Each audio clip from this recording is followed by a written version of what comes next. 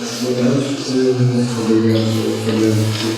Não sei se agradeço, porque eu não sei se eu já mandei o mail de fora do prazo, não devia ter sido aceito, porque isto se fosse de 11 de abril era mais conveniente. Antes de falar do que está a falar, queria só dizer que é a primeira vez que estou a fazer uma coisa que eu fiz na última, que é um PowerPoint com fundo. Os slides todos têm um fundo. É só por indicação e é acerca do fundo também que eu vou falar. Há uma nota, a primeira página diz adaptado antes de estar concluído, depois isto é mais um projeto que eu queria fazer hoje, se fosse de 11 de abril, do que. Portanto, isto é uma adaptação de uma coisa que não existe, o que eu trouxe aqui. Então é só uma adaptação de uma ideia. Eu venho falar de máquinas de desenho e de desenhar disciplinadamente para máquina que é reduzida uma possibilidade de passar desenhos para dentro do computador. E esta apresentação tem mais alto. Claro que isto é mais.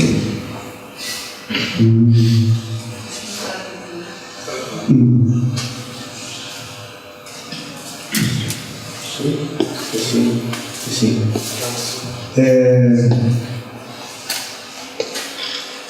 Pronto. Então, a primeira parte, vou falar da câmara lúcida, que é uma máquina para desenhar. Eu tenho aqui um modelo antigo e um recente. E vou começar por isto é uma máquina de desenhar criada para facilitar o desenho do tipo que era o William Hines Wallace, que ele descreve isso quando apresenta a máquina de uma revista em 1907, é quando eu patentei, eu acho que eu apresento a revista mesmo a seguir. Está a fazer um eco, não está? E eu resolvo criar uma máquina que fosse mais prática, que a câmara escura, que podia desenhar enquanto passeava na floresta. Portanto, tudo isto para fazer desenho. E acima de tudo, a máquina de câmara lúcida é uma máquina para calcar imagens. E funciona, como se pode ver pela imagem, da seguinte maneira. Não sei como é que se chama o senhor que está ali sentado. A câmara lúcida, como podem ver, o portátil só tem a haste e o prisma, portanto só se tem a si próprio. Depois é preciso trazer um banquinho, é preciso transportar uma mesa, é preciso arranjar uma maneira de fixar o suporte para que se consiga desenhar com a máquina. E o funcionamento da câmara, tentem ouvir. Se conseguir. Esta é uma que eu comprei no eBay. Isto funciona da seguinte maneira. Fixa-se a um suporte rígido, onde está assente uma folha de papel onde vamos desenhar, se formos desenhar. E tem uma haste que é articulada e acima de tudo é microscópica.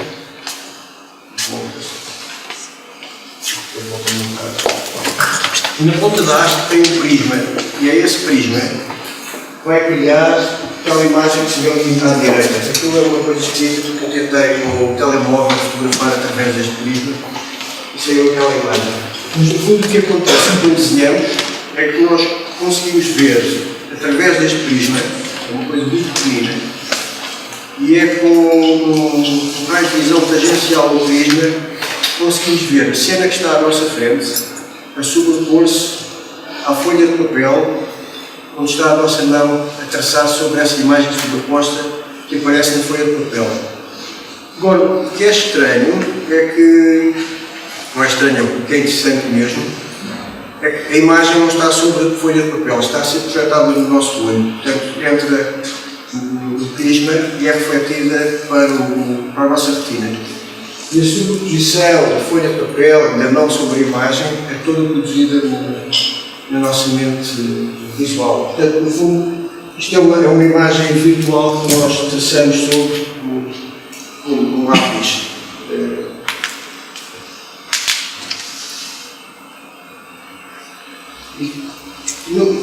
Quando a máquina foi patenteada e foi publicada a sua descrição numa revista da época, que era o Journal of Natural Philosophy, Chemistry and the Art, era uma espécie de revista de curiosidades científicas na altura, 2 anos depois, um curioso destas coisas escreveu uma carta acerca da câmara lúcida, dizendo que era muito esquisita, mas que não percebia a diferença para a câmara obscura.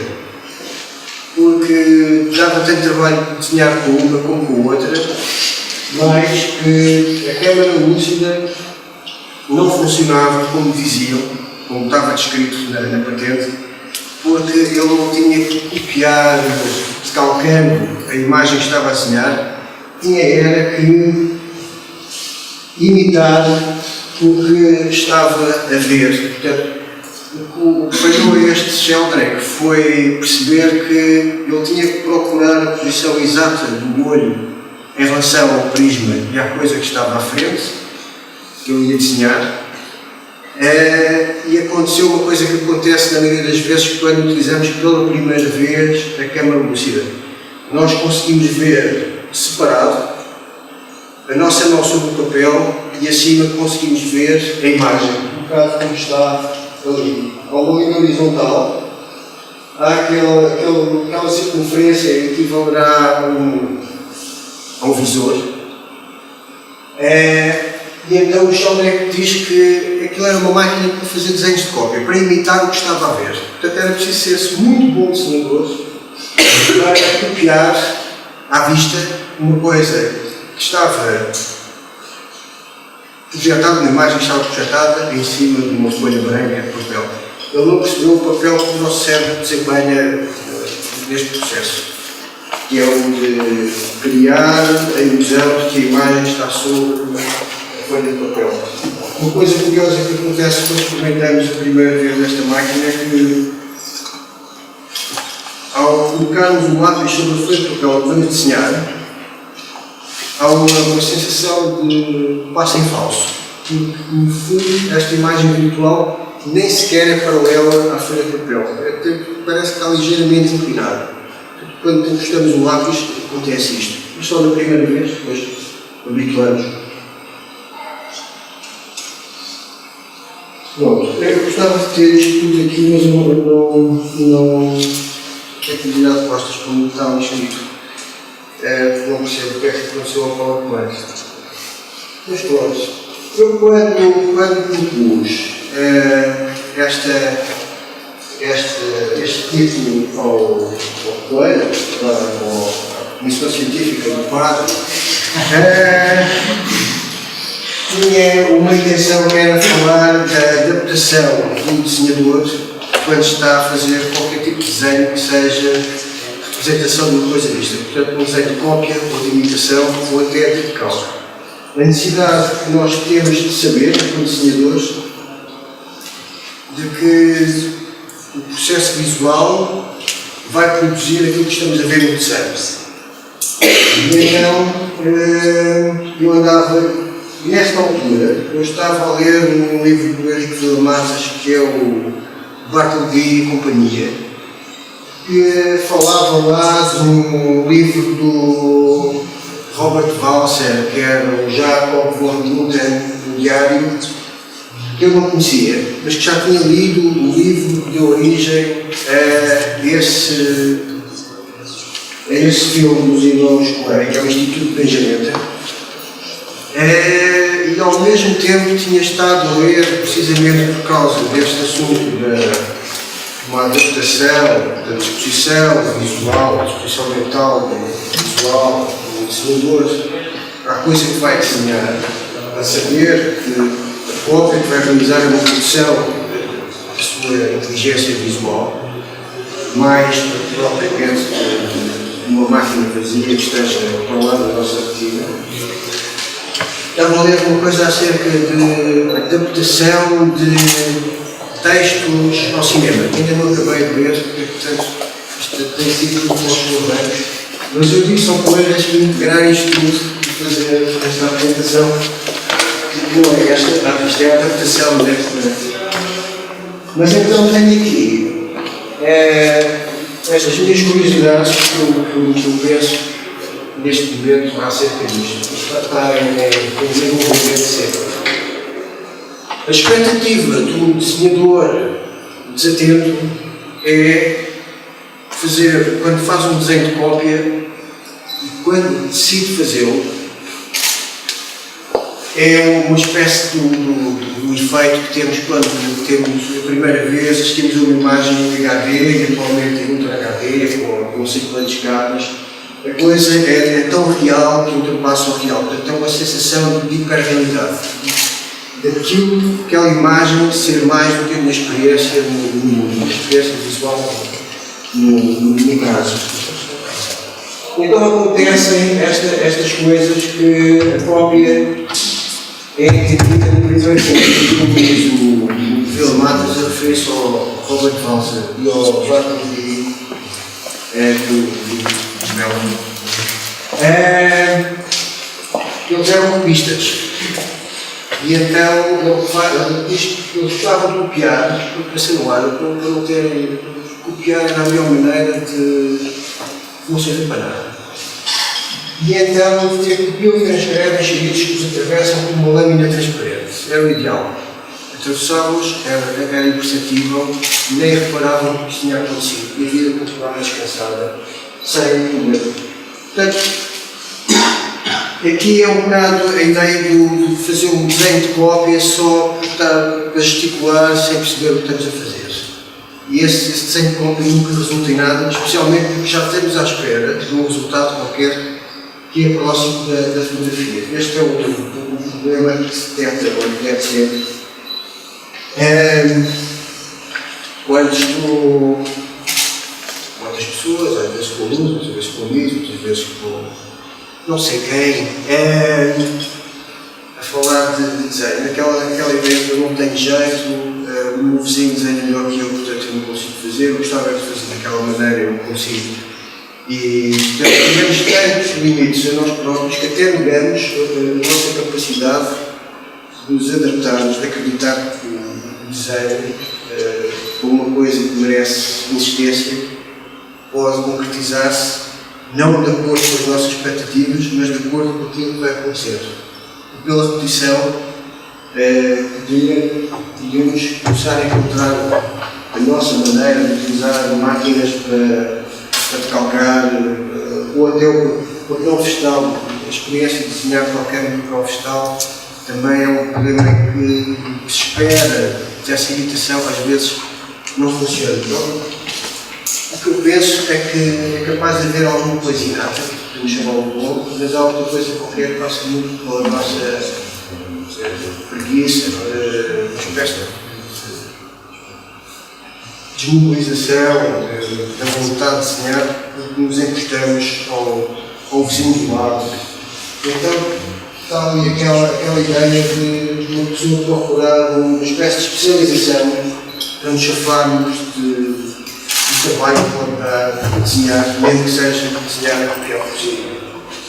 Eu retirei aqui também do livro do Jacob von Gunther, que trouxe aqui porque ainda não acabei de ler. Então, ele diz ali, é pouco e repetimos sempre. Isso são as coisas que acontecem no Instituto de Benjamin para rapazes, onde os rapazes entram a aprenderem a serem servidos, a fazer só uma coisa, que é serem bem educados, servidos, como ele diz, ver bem o mundo olhar mais para cima. Uma das nossas principais tarefas é a misericórdia, e o lembro que o Jacob acha que devia ser o lembro aqui, era o pouco, mas bem. Esta ideia de limitar tudo, de tentar ser, procurar uma área muito específica onde nós nos encaixamos. Isto, mais uma vez, referindo no contexto do desenho de cala.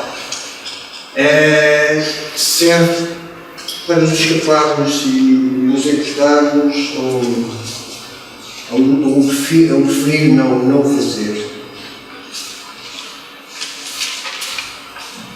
Esta é uma das possibilidades. A outra é perceber que a lâmina transparente afinal não se vê, mas sente-se. Há alterações que são provocadas no piano, e essa é a adaptação do método do desenho. O que nos acontece enquanto desenhamos é o que temos que deixar que aconteça enquanto desenhamos. Os acidentes, os erros de seleção das marcas, o que não conseguimos perceber e insistimos por procurar perceber, porque o processo torna-se mais complexo. Começa a entrar a nossa experiência, a nossa memória, as nossas doutrinas, se a mão treme, se a mão não treme, o que esperamos ou não esperamos. Isto tudo faz parte desta adaptação à imagem que estamos a desenhar. E o desenho de imitação, o desenho de cópia, o desenho de cálculo, tem que contar com isto tudo. De outra maneira é impossível existir um desenho de cópia, um desenho de cálculo, um desenho de imitação, ou um desenho. E então, aqui a parte que eu tirei do código de valsa, acerca da repetição, é aquela parte prática ou física da nossa aula, uma espécie de ginástica ou dança, como queiram chamar.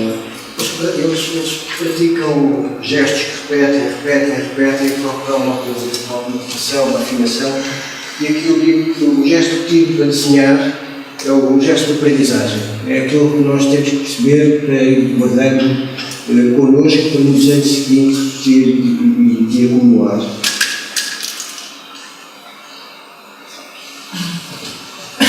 Pronto. Agora, hoje em dia, eu recebi isto há um mês e meio do Correio, é uma câmara lúcida que chamaram neolúcida. São dois americanos, o Colin Webb e o designer, o Pablo Garcia, que é um arquiteto, designer, inventor e amante da câmara lúcida. Eles desenvolveram esta coisa, que é uma câmara lúcida para o século XXI, é muito mais barata e mais prática do que esta que se desmontou nas minhas mãos ainda agora. Tem uma ótica muito boa, o prisma é muito bom. E eles fizeram isto no Kickstarter e voltaram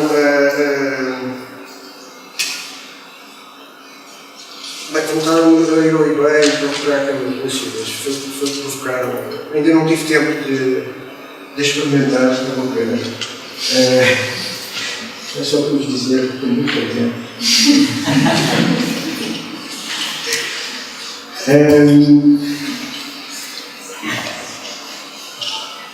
Agora, isto é um bocadinho do que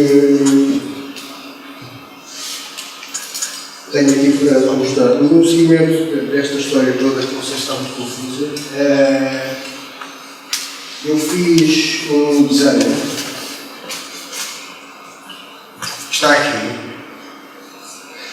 É um desenho de cálculo, mas a figura que eu coloquei estava no ecrã do computador. Portanto, eu olhando para o ecrã do computador com uma caneta, uma interface, uma caneta Wacom, um tablet de digitalização, fui desenhando. Esta caneta tem tinta, por isso consegui desenhar no computador e ficar com o registro gráfico, uma folha de papel. Depois foi digitalizado numa máquina, num scanner, e deu aquele papel de fundo da minha apresentação de slides. Portanto, há aqui vários tipos de adaptação, alguns que foram muito populares, um deles chama-se Xerox.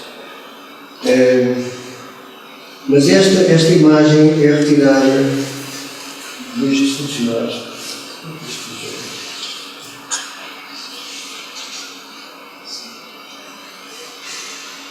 Isto é um vídeo, seria.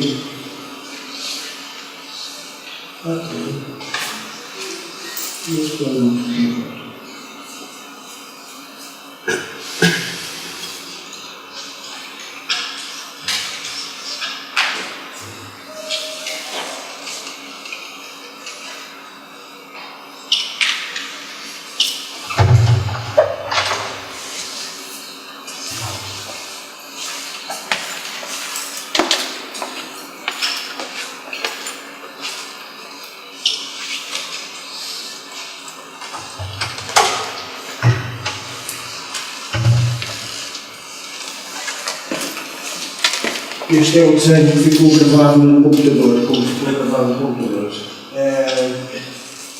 E aqui o que me interessa é, voltando àquela história de eu ter visto o livro, não sei, ter visto o filme, não saber que ia um dia encontrar alguém num livro a referir-se ao livro que tinha dado origem ao filme, que me fez comprar o livro e começar a lê-lo, não tão depressa como gostaria para hoje.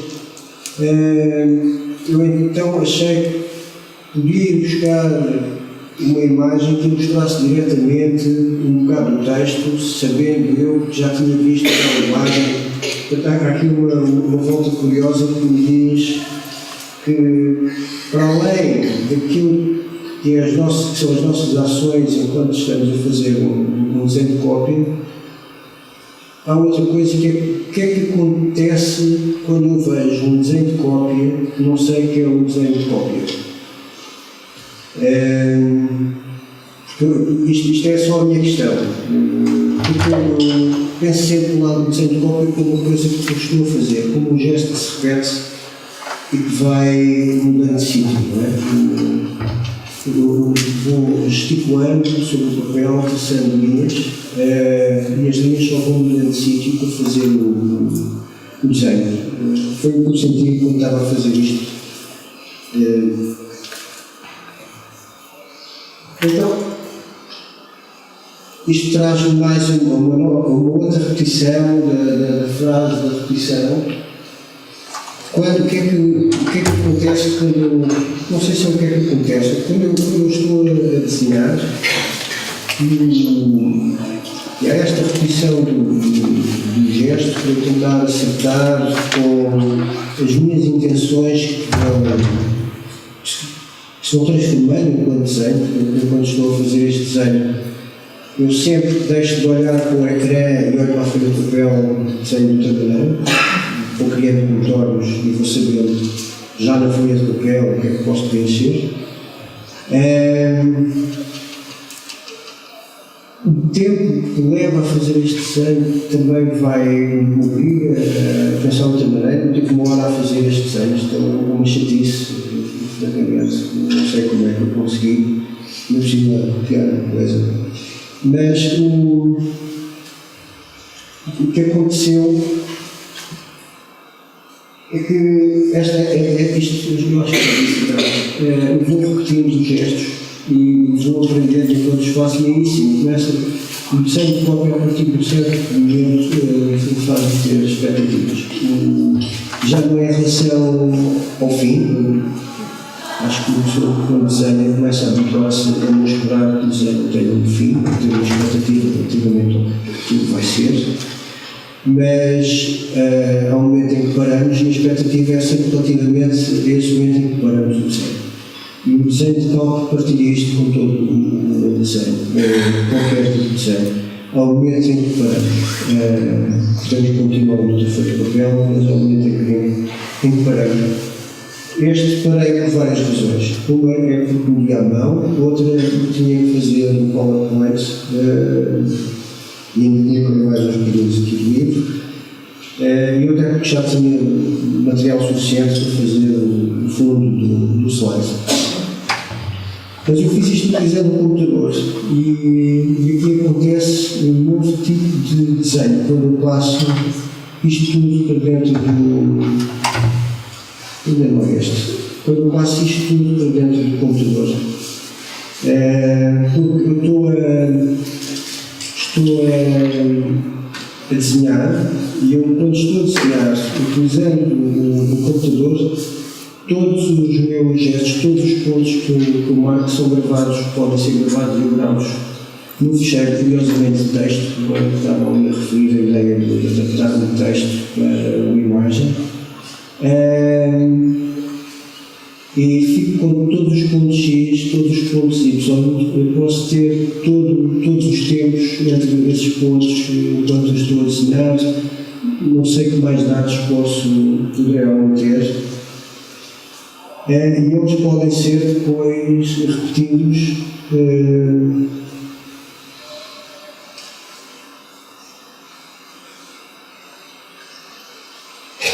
eu acho que este desenho já terminou, e curiosamente,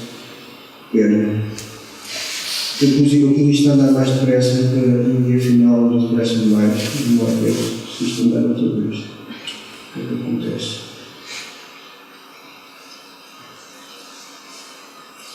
Não, eu não programei isto para nada, não interessa. Mas o que é que nós poderíamos ver aqui, já que estamos a falar de imagens que podem existir? Todos os pontos que estão ali, há 3 desenhos a serem feitos ao mesmo tempo, os 3 desenhos têm os mesmos dados e começam em pontos diferentes do ficheiro de texto. Um começa no início, outro começa no fim e outro tem um pequeno atraso em relação ao primeiro.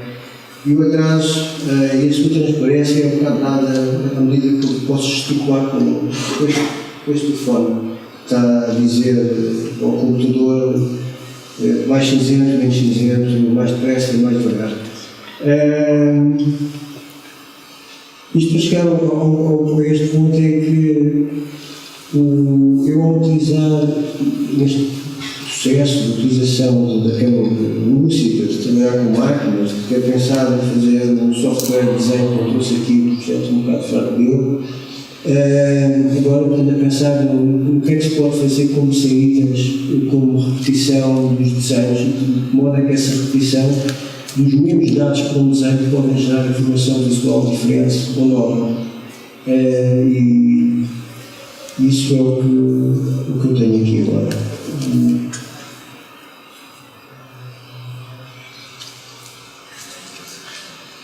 Bom, isto era onde eu ia no livro antes de entrar no autocarro para vir para as Caldas, e portanto só li mais umas páginas. Não é nada disto. Por que isto não foi para lá? Desculpa lá. É isto.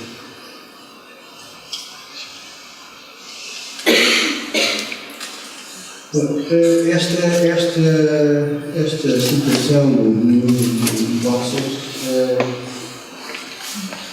é o contrário do que eu queria ter estado aqui a dizer durante estes minutos, mas era onde eu ia quando terminei este Fight Show ontem.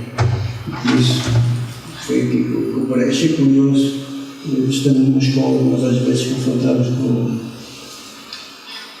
com esta expectativa de termos uma. Não sei. Só para dizer, muito obrigado.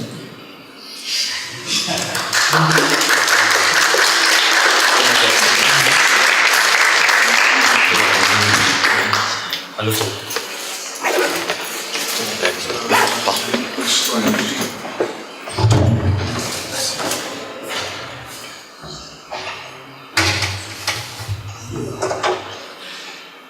Passar a despesa da conversa.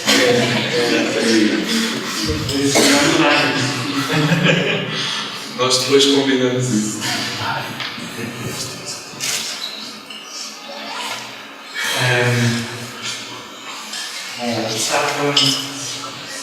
Estávamos a falar das coisas que andas a ler, estava a pensar em coisa que ando a ler também.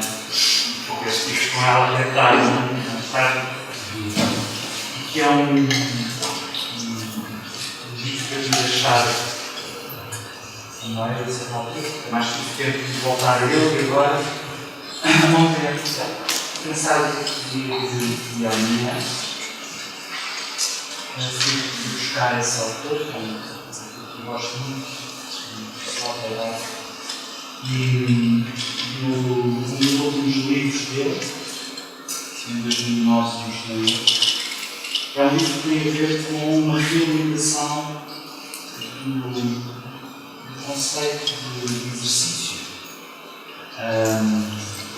E sobretudo esta ideia de que as grandes formas culturais do Ocidente, também do Oriente, sejam elas ligadas à religião, sejam elas ligadas ao ensino, à pedagogia, são matrizes de repetição, que têm como função transformar o sujeito, aquele que tem. do livro, de algum modo, é uma realização desse valor iniciático, formativo, formador da educação. E uma das passagens que eu vi ontem tinha a ver com isso. E, curiosamente, tu dizias que esta situação contida do Walser era um pouco contrário daquilo que isto a dizer. Eu estava a pensar que o livro que eu li ontem, esta situação tinha estado lá, porque no fundo o que ele diz transforma os seres humanos, transforma as sociedades, baseia-se na capacidade de escolher as boas repetições. E um processo de aprendizagem, um processo pedagógico, um processo criativo é, na verdade, uma coisa que nasce de um conjunto de repetições que, a certa altura, permitem que aquele que repetiu imenso, a certa altura, comece a próprio gerar coisas que já não estavam contidas na repetição. Mas a primeira etapa é sempre a repetição. E a certa altura, essa altura do doutorado, a universidade, por exemplo, foi a universidade dita pós-moderna, escandalizou-se da repetição. Isso, no fundo, nós não queremos mais academismo, não queremos ter de repetir a tradição, ter de repetir outras coisas, queremos é ser experimentadores. É por isso que eu fiz a vida à história. E ele dizia que isso, se calhar, tinha sido uma decisão. Ou seja, que aqueles que se julgam que se ligam facilmente da repetição e que se podem entregar sem mais à experimentação, na verdade não estão senão a produzir confusão mental, a serem incapazes de transmitir conhecimento. Porque a repetição não se pode dispensá-la. E hoje, lendo essa frase de Walser, de facto, ter de lembrar, se calhar, se a repetição é uma coisa que tem de ser justamente para que nós possamos experimentar. E uma das partes desse livro, só trabalho, diz que um músico ou um atleta de alta competição, isto aplica-se também a um filósofo, a um designer, a um engenheiro, que, no fundo, a repetição é aquilo que nos permite verdadeiramente ganhar a mão, ou ganhar o olho, ou conseguir pensar sobre tanta coisa. Só preciso de muitos anos de repetição. Eu, inclusive, cito vários estudos das horas que são precisas, por exemplo, para um mecânico de piano conseguir tocar Tchaikovsky, por exemplo, ou para conseguir dominar essa técnica. E eu pergunto-me se hoje, para desviar a minha atenção, que já vai ser claro no fim, pergunto-me se hoje, deixa-se como se os falas se hoje, no fundo, a experimentação não implica voltar a dar força pedagógica, pode dizer,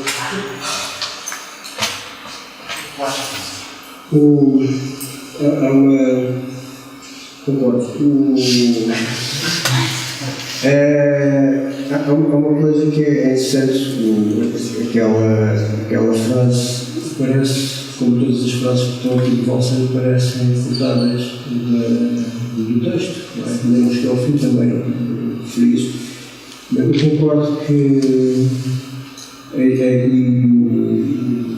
software que tenho aqui, esta apresentação, devia correr em paralelo, mas outros problemas técnicos, vai repetindo o mesmo desenho de várias maneiras, com estas superposições, sendo sempre o mesmo desenho, está sempre a provocar novos acontecimentos, com os mesmos dados, com a mesma imagem a ser produzida, está sempre a acontecer uma coisa diferente. O telemóvel na mão era para exemplificar uma interação comum que temos com objetos para toda a gente na nossa vida. Acho que tu gostas do telemóvel na mão, especialmente os teus gostos. Mas eu acredito no valor da repetição. Acredito que só conseguimos com eficiência alguma coisa se repetirmos e se estivermos atentos e se soubermos que estamos a repetir o que estamos a repetir. Que o Walser, pelos vistos, o Jacob diz, é ele diz isto, estar contente com esta repetição por ser suficiente. Por esta ideia das regras são suficientes em si. E eu concordo contigo quando dizes que da repetição para a experimentação tem que existir regras iniciais, nunca é no céu. Mas se for a repetição por si como definido, portanto, numa posição de regras para serem cumpridas e cumpridas essas regras, tu sais, não é suficiente. E o sentido da frase do Walser é este, pelo menos quando eu coloquei. O desenho que eu apresentei também é de uma imagem do filme, que é apresentado sem contexto, e o cheiro do filme que eu apresentei é completamente deslocado do contexto. Portanto, aqui para esta ideia do universo, da adaptação, da ideia da repetição, se não estiver enquadrado, são coisas não. É tão aberto a interpretações que não há sequer experimentação, não há sequer nada. O que falhou nestes desenhos todos foi não haver um reconhecimento do contexto. O desenho em si é um tipo, as mãos, pelo menos, quase no chão.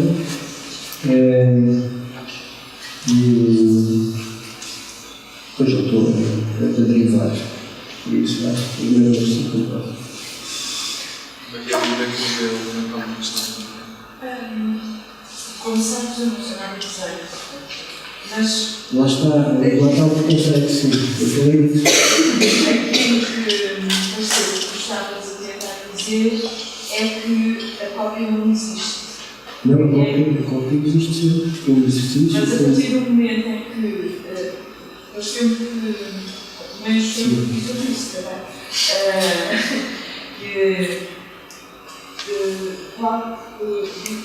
Está-se a fazer um decalque, mas qualquer acontecimento te altera e se manifesta. Sim, e não. Se manifesta no teu traço, na concretização da tua cópia. Não. Portanto, em última instância, uma cópia é 100%. Repetição não existe. A repetição não existe. O que eu queria dizer é, primeiro, não sou um sismógrafo. A ideia da perturbação ou da interferência, qualquer atividade atenta é quase nada exterior. Portanto, o processo é sempre entre mim e o acontecimento, não há conceito. E as interferências são aqui no ar, que há no meio. A cópia existe. Agora, o que eu acho é que temos que ser honestos quando estamos a copiar. Por isso é que eu falo desta perspectiva. De saber reconhecer nas marcas que criamos os nossos limites e necessidades, ou não, temos sentir ou não, de repetir quando melhor, de encontrar as nossas soluções, de procurar um bom desenho de cópia. Geralmente tem a marca do artista, ou então é perceber que não somos estúpidos, como a Xerox, que é um desenho todo praticamente neutro, a caneta tem sempre o mesmo tom, tem sempre a mesma espessura, e quando se escaneia a imagem, fotocopiador ou scanner perguntou-me se eu queria a melhor qualidade disso. Perguntou-me se eu queria que eliminasse o fundo. Perguntou-me se além da melhor qualidade, qual era a resolução que eu queria tudo isso em massa. E então, interpretou aquilo como um desenho a carvão, cara, parece muito iguais. Não desenho a caneta. Mas, portanto, aqui se calhar, mas chegam às vezes é um pouco mais exigente do que muitos cofistas. Portanto, o que eu quero dizer é que aquela tal linha transparente, aquela ideia de confiar sem sentir, sem perceber, eu acho que não existe. A não ser que a expectativa seja reduzida como se fosse uma máquina fotográfica, ou até como referência, ou seja possível. Mas aí isso não é saber estas coisas.